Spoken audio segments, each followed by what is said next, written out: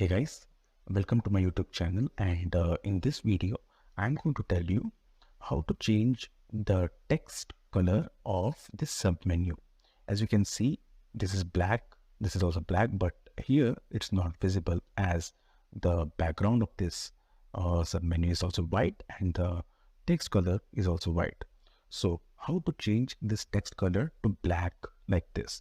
So how to do that, I'll teach you now. So now just come to the WordPress dashboard, and from there come to the appearance and the menu.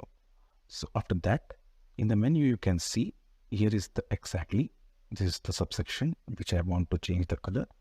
So click on this, and in this navigation label you need to write this code. I'll give this in the description, no need to worry. Just copy this and paste it here in the beginning, and this code, just copy that and paste it in the ending. And after this, just save menu, and now we'll go, and you can see it's still not there, but we need to refresh the page, and you can see the text color is being changed. Thank you for watching this video, guys. We will be coming with more informative videos like this, so keep watching. Thank you.